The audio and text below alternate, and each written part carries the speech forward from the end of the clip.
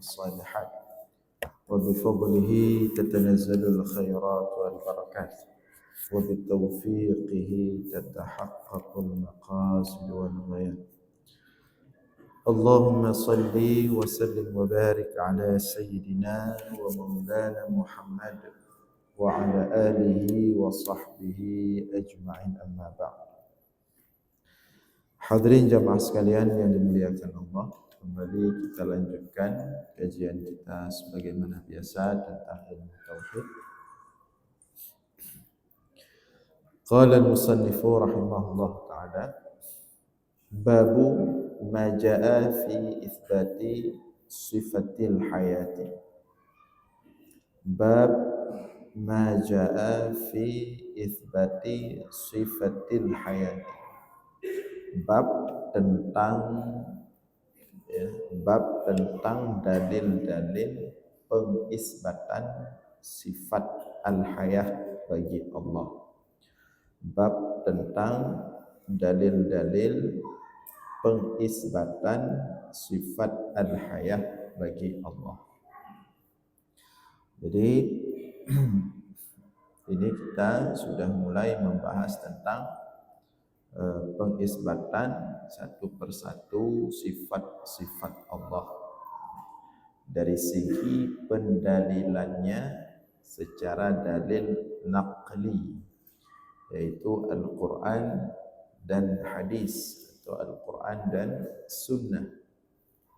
Di kitab ini, kitab Al-Asma' wa Sifat karangan Imam Al-Baihaqi. Di sini kita malam ini dan seterusnya akan mulai membahas sifat-sifat Allah dengan dalil naqli. Dalil naqli yaitu dalil Al-Quran dan Sunnah.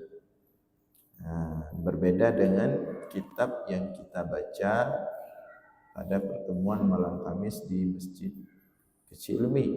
Ya, di sana itu pembahasan sifat-sifat Allah, tapi lebih kepada dalil akli, dalil akal, logika, ya. Di mana dua-duanya itu adalah fondasi untuk penetapan akidah dalam Islam.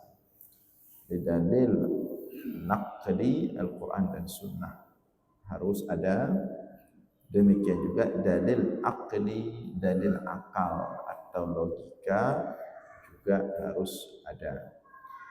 Dua-dua perangkat dalil tersebut itu adalah fondasi dalam penetapan akidah, ya, penetapan tentang wujud Allah, tentang sifat-sifat Allah, ya.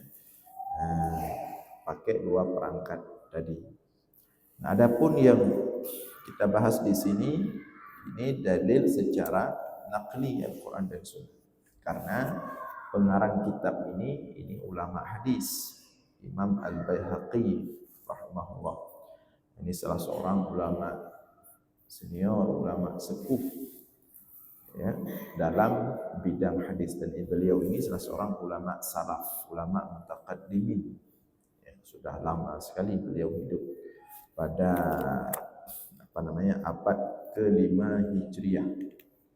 Pada abad ke-5 Hijriah, ya, pada beliau wafat pada tahun 458 Hijriah.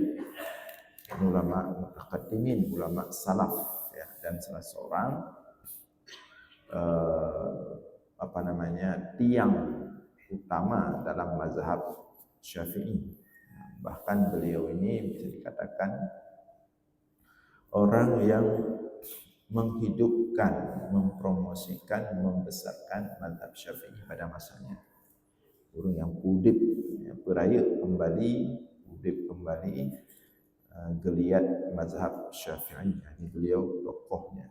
Namun beliau seorang ahli hadis, sehingga pembahasan tauhid dari beliau ini lebih kepada pendalilannya di segi Al-Quran dan hadis.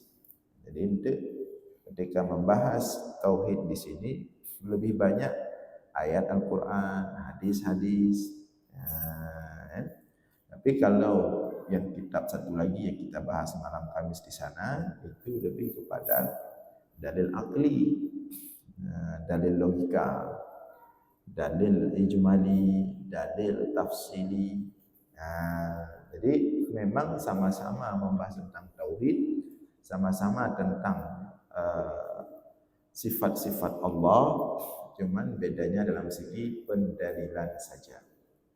Tapi dalam pembahasan tentu kadang-kadang dalam membahas kitab ini dibicit 3 bacut dalil akli. Demikian juga dalam pembahasan di sana. Di samping dalil akli nanti akan juga ada dalil-dalil akli baik ayat-ayat Al-Qur'an maupun hadis-hadis Rasulullah sallallahu alaihi wasallam. Nah, ini di sini akan dibahas tentang pengisbatan sifat al-hayah bagi Allah. Sifat al-hayah, sifat hidup, maha hidup, ya. Hidup, Allah itu hidup, ya. Sifat al-hayah ini adalah salah satu sifat ma'ani, salah satu sifat ma'ani daripada 7 sifat ma'ani. Salah satunya adalah sifat al-hayah, qudrah, iradah, ilmun, hayah, sam'un, basarun, kalamun. Nah, salah satu daripada sifat ma'ani itu adalah al-hayah, yang artinya hidup. Allah itu hidup. Kalau secara logika sederhananya ya, bahwa adanya alam ini menunjukkan adanya pencipta, itu tak terbantahkan, ya. Nah, terkendalinya alam ini begitu baik, begitu rapi, semuanya tertib, bekerja pada porosnya, pada sistemnya. Ini menunjukkan penciptanya ini hidup, tidak mati. Nah, kalau penciptanya mati, maka berantakan semua ini. Kalau setelah dia diciptakan, kemudian dia mati, berantakan semuanya. Tapi kita lihat tidak seperti itu. Yang kita lihat bahwa seluruh sistem alam ini semuanya bekerja sangat indah sekali. Langit, bumi beserta seluruh isinya, kita lihat semuanya bekerja sangat indah sekali.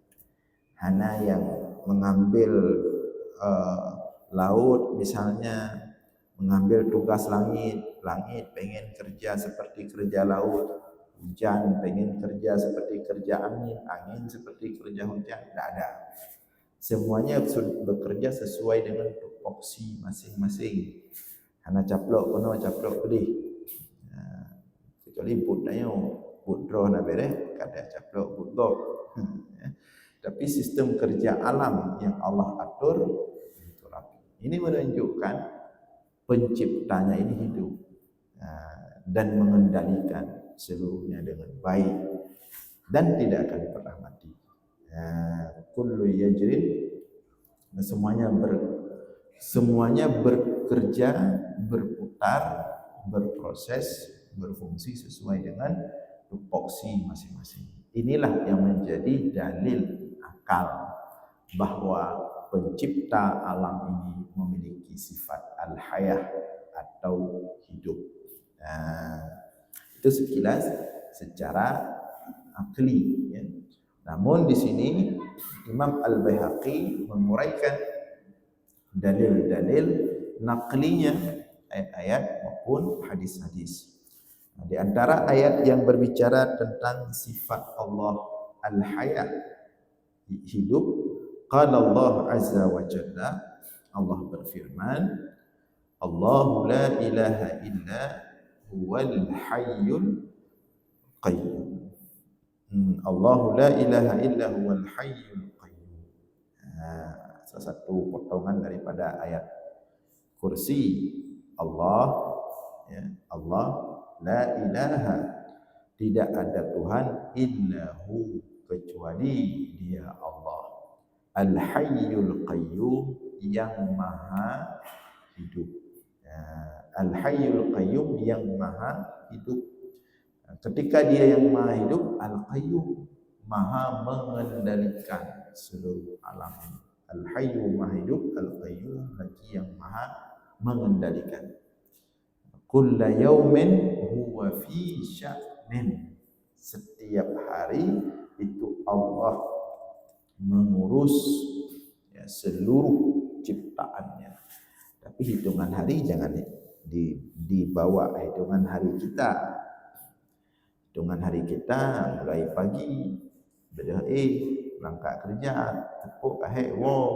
Nah, itu sistem makhluk. Ya. Sistem hari Allah tidak seperti itu. Cuman bunyi ayatnya kullu yaumin huwa fi sya'n. Setiap hari semuanya diurus oleh Allah.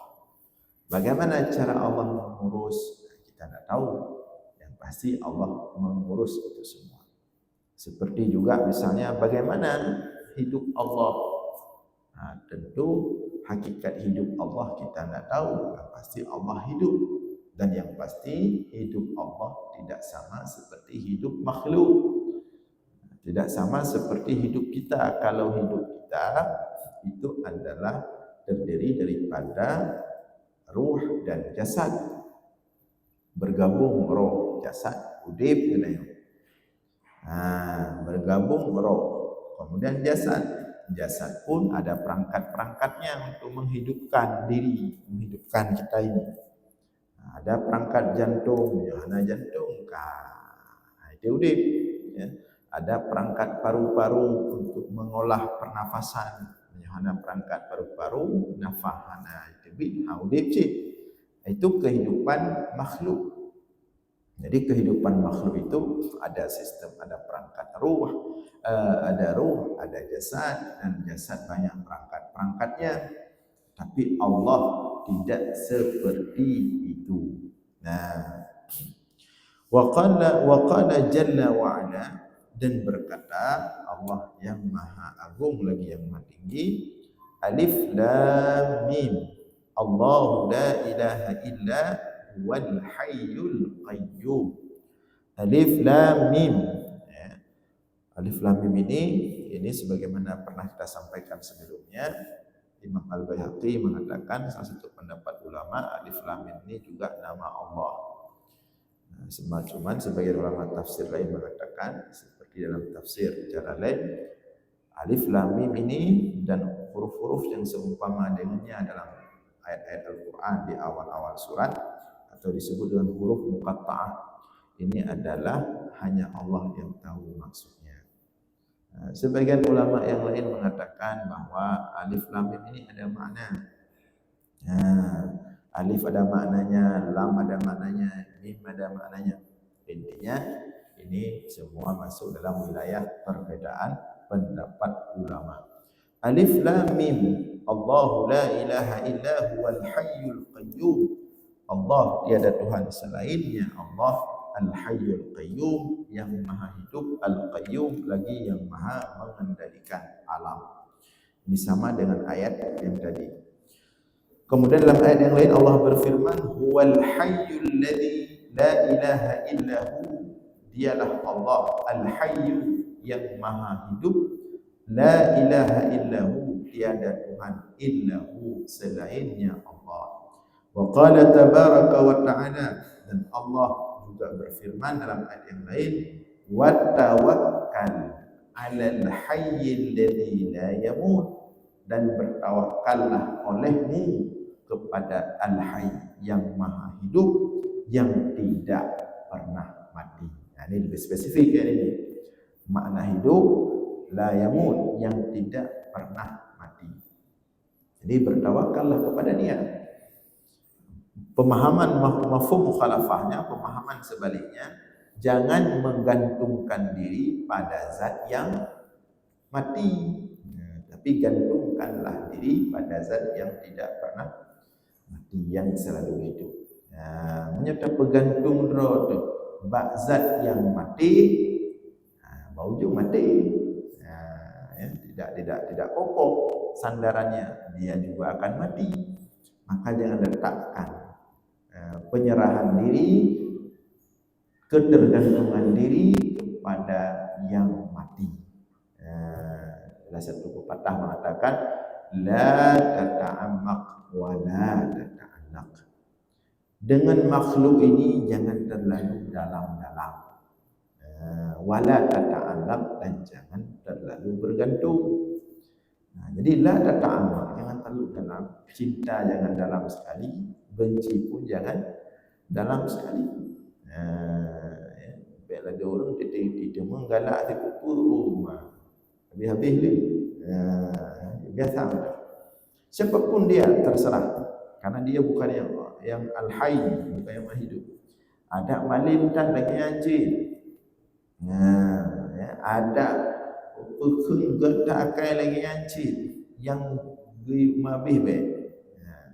Yang mabih dalam keadaan sampai-sampai berfikir ilmu kajit nak gotnya mudah-mudahan gotnya yang betul lom dalam surga. Pulang yang mata udip hana doa Allah. Hana doa Allah. Menyuruh mata udip hana doa akhir hayat. Tidaklah ada amak, tidak boleh terlalu dalam, biasa saja.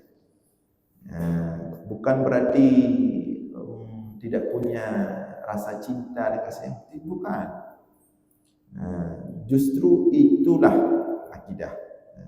Hakikat cinta dan kasih sayang itu yang sebenar-benarnya harus dipersembahkan secara totalitas itu hanya kepada Allah. Kepada manusia ini kita jalankan perintah Allah, gayu saling mencintai, gayu saling menyayangi. Tapi dalam-dalam taat. Dalam-dalam taat, nanti ujung-ujung kecewa. Pikirannya mengisaka lepas lupa ji belaga ji. Ujung-ujung kalah kot. Jadi biasa kepa galak tatnya ujung-ujung benci. Atau sebaliknya kepa benci tat ujung-ujung galak. Yang lagi politiknya lagi anjing. Bentuk kamalai kero. Biasa ada. Yang menurut tanya lagi anjing bisa jadi sebuah item doa bukan bendu. Yang hanaga lagi anjing kata kemerangapu tengah karena kadu sampai ini. Biasa-biasa saja. Akan ada waktu bantat tu sebuah maruf paci. Mulia lagu, good lagu. Bangka bau. Masa kalau ni lagi pupu ada ke? Lagi pupu kata ladon je lagi medsos, Facebook, IG, lagi pupu karung ke video, lagi pupu karung perat. Maka kahana mana kata hapus. Jadi biasa-biasa saja dunia. Tapi yang harus setotalitas itu watawakkal 'alal hayyil ladzi la yamut, dan serahkan dirilah sepenuhnya. Sepenuhnya itu 'alal hayyil ladzi la yamut, kepada al-hayyil ladzi la yamut, kepada yang maha hidup. Nyanjut sepenuhnya.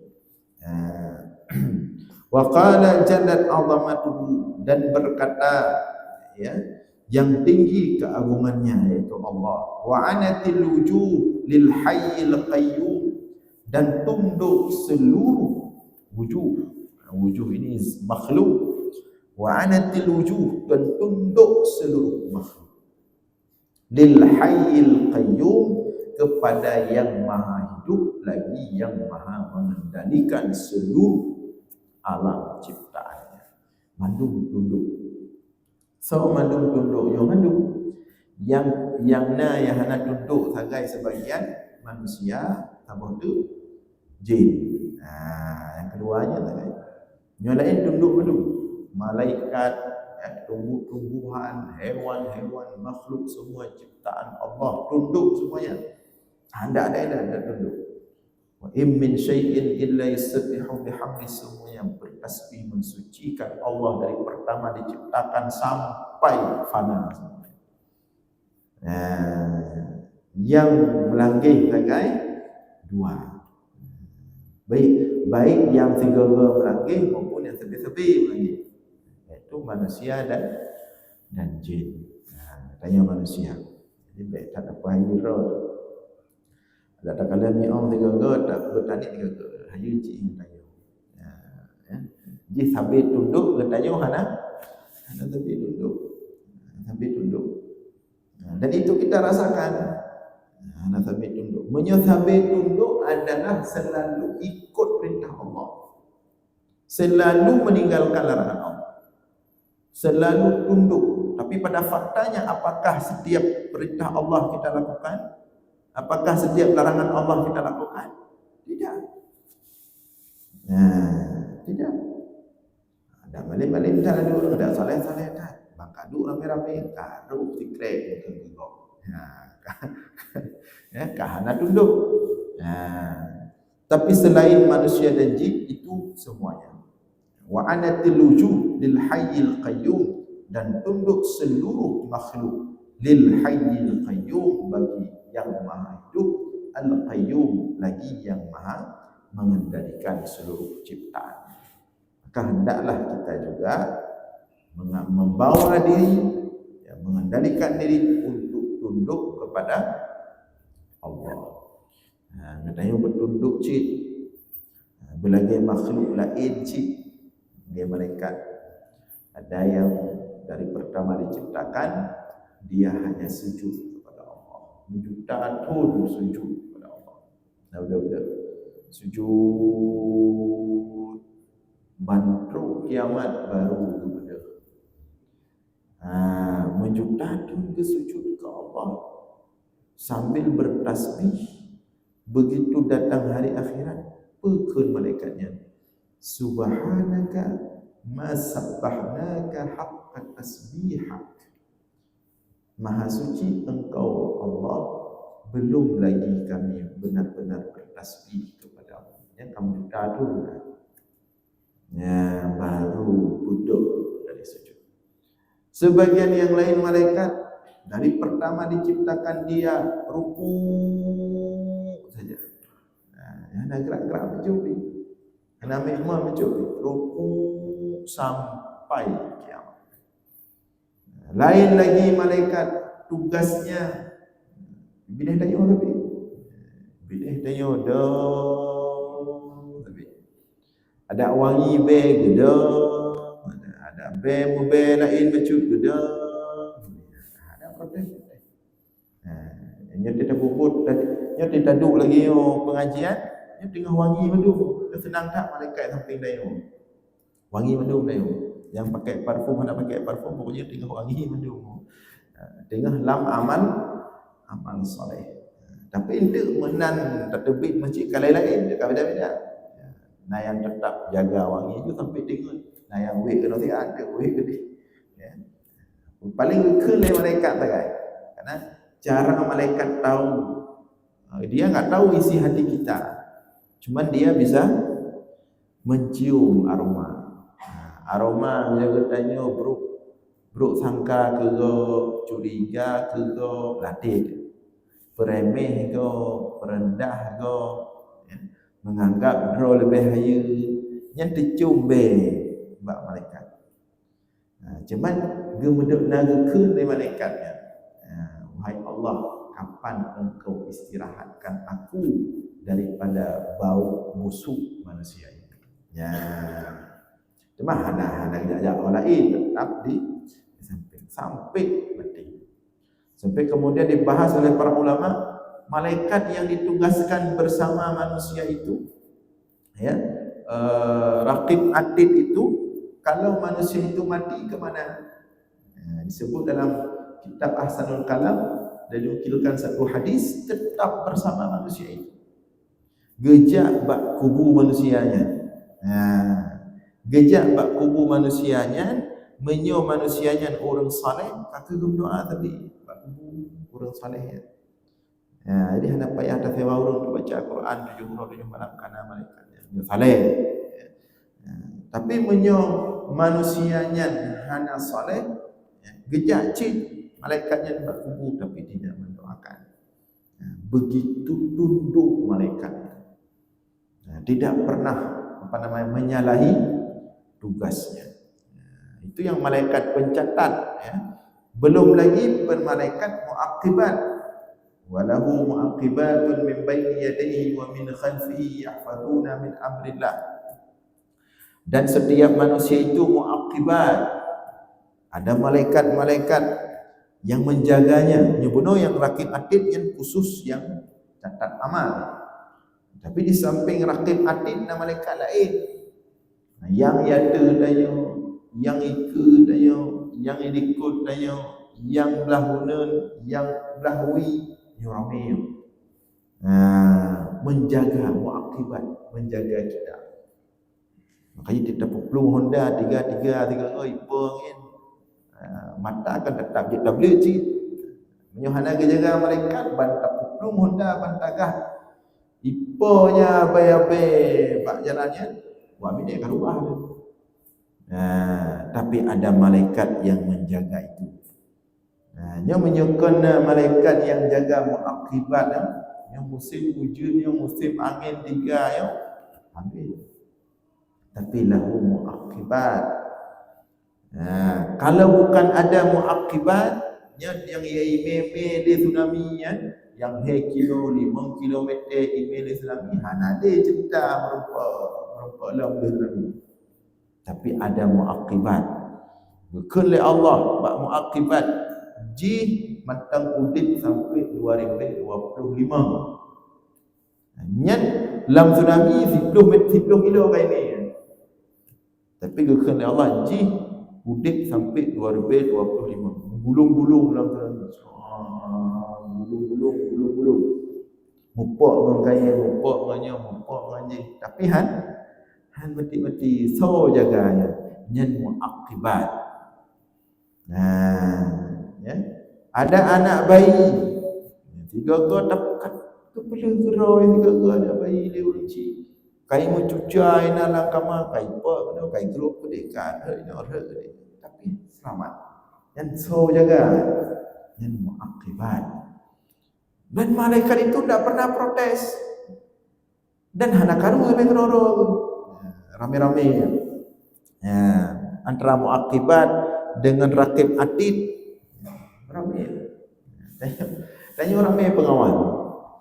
Lagi wali kota. Mah nadi kalau jadi atik kalau jawab jawapan nak pengawal tapi sedih. Tanya lebih dia kejuk oleh Allah. Cuman mentang hana ada kita kalau nak kaji guna malai dah yo. Dia dah pupuk nyo ramai saja ada kan tidur tu. Ada pupuk pati papat tadu pat ada put pegah nyo ramai yo. Keliling. Yang malaikat ramai rakib atid muakibat jin pina. Jadi demikian wa anatil wujuh lil hayyil qayyum, dan tunduk seluruh makhluk lil hayyil qayyum, bagi yang maha hidup, al qayyum, bagi yang maha mengendalikan seluruh alam. Kemudian Ali bin Abbas radhiyallahu anhuma qala, dari Abdullah ibnu Abbas radhiyallahu anhuma, ini sudah mulai hadis. Qala, kata Abdullah ibnu Abbas, inna Rasulullah sallallahu alaihi wasallam kana yaqulu. Kata Abdullah ibnu Abbas, Rasulullah sering membaca sebuah doa atau zikir yang berbunyi Allahumma laka aslamtu wa bika amantu wa alaika tawakkaltu wa ilaika anabtu wa bika khasamtu a'udzu bi'izzatika la ilaha illa anta antudhillani antal hayyul ladzi la yamut wal jinnu wal insu yamutun. Ya, di antara zikir rutin Rasulullah. Allahumma laka aslamtu, wahai Allah, bagimulah aku serahkan, aku tundukkan diri. Aslam itu Islam itu artinya menundukkan diri. Laka aslamtu, hanya kepada engkau lah aku menundukkan diri. Jid tunduk kepada makhluk, tunduk hanya kepada Allah. Wa bika amantu, dan kepadamu aku beriman. Wa alaika tawakkaltu, dan kepadamulah, hanya kepadamulah aku menyerahkan diri, bertawakal. Wa ilaika anabtu, dan kepadamulah aku kembali. Wa bika khasamtu, dan atas dasar atas namamu lah aku bermusuh, memusuhi. Katanya wujud memusuhi, tapi dengan syarat ada nama Allah. Jud memusuhi, tapi dengan syarat ada nama Allah. Jud memusuhi yang diizin oleh Allah. Berarti dia tiba-tiba bengih dengan tetangga gara-gara salah pegang apa, salah faham. Jud tak musuhi dengan nama Allah buatnya. Hanja berarti baik hadiah, berarti hanja. Jud memusuhi tapi yang sesuai dengan syariat Allah. Yang kira-kira waktu tak anggap saudara orang musuhnya, jud takun lu musuhi karena Allah. Tapi dia bengih ke saudara orang, icah datang. Dia tanda buatnya musuh lu. Ikun dia orang kun cina kun lu anggap buatnya musuh karena Allah. Gukun dia, tapi ada je kunnya. Ini karena pribadi, karena Allah. Berarti hanya boleh memusuhi kalau bisa kita katakan itu kita memusuhinya karena Allah. Lagi orang pegah rukuk halu. Rukuk hukum halu. Cik baca bismillah tapi rukuk cik baca. Hanya baca kah hana mangat. Itu nanti gepi rukuk baca bismillah. Berarti halu pun hal. Je kan mubah. Rukuk menyujud ke mubah cik baca bismillah di rukuk. Kah hanya baca bismillah berarti kan mubah ya. Ada kan hidup haram berarti makruh. Demikian juga dalam bermusuhan. Menyegedaya tak musuhi saudara orang jika belum musuhinya karena Allah. Menyujud takkan karena Allah hanya je musuh. Tapi menyatakan dan permusuhan masalah pribadi, anda je karena Allah. Karena memang ada nama pribadi. Jadi mana? Maka surah mengatakan wabika khasam, dan setiap aku memusuhi itu karenamu wahai Allah. A'udzu bi izzatika, aku berlindung dengan keagunganmu yang tiada Tuhan selain Engkau.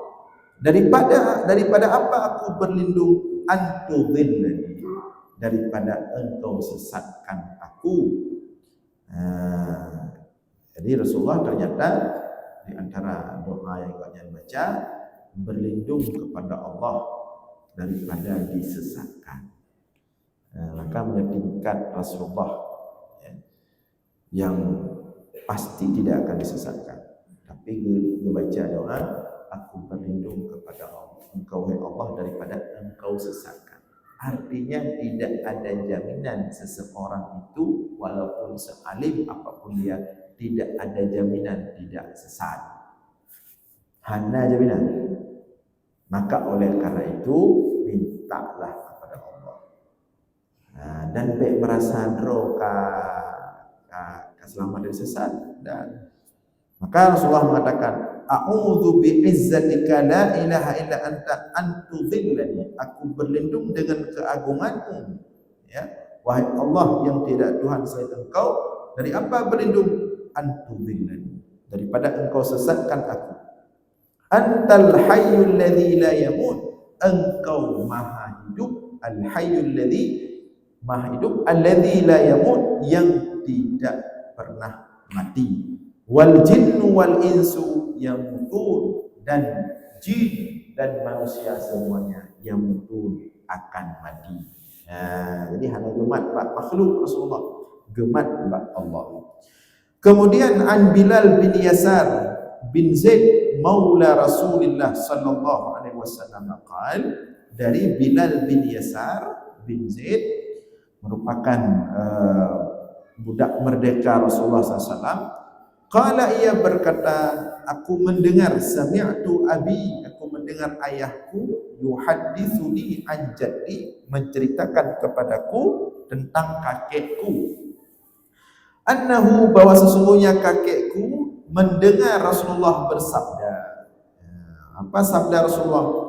Man qala astaghfirullahal la ilaha illa huwal hayyul qayyum ghufira lahu in kana farra minaz-zahfi. Rasulullah mengatakan, barang siapa yang membaca astaghfirullahaladzim, astaghfirullahalladzi la ilaha illa huwal hayyul qayyum. Yang di antara bacaan yang sering kita dengar dibacakan setiap selesai salat 5 waktu. Nah, ini dia fikih ada dalil urut bacaan mandum dalil. Dalam hadis yang lain ada penyebutan al-azim, astaghfirullahalazim alladzi la ilaha illa huwal hayyul qayyum wa atubu ilaih. Nah, dalil kemudian kedua. Barang siapa yang membaca istighfar astaghfirullahalladzi la ilaha illa huwal hayyul qayyum ghufira lahu. Al-hayyul qayyum, di sana ada penyebutan al-hayyu al-qayyum, yang maha hidup lagi yang maha mengurus seluruh alam. Ghufira lahu, diampunkan baginya dosa. Wa in kana farra minaz-zahfi, walaupun dosa lari dari perang. Dosa lari dari perang itu dosa besar, pengkhianat. Sudah sampai ke medan jihad, tengah-tengah perang, belum. Yang dalam surat Taubah, ada berapa orang sahabat yang dihukum oleh Rasulullah atas perintah Allah gara-gara lari dari perang.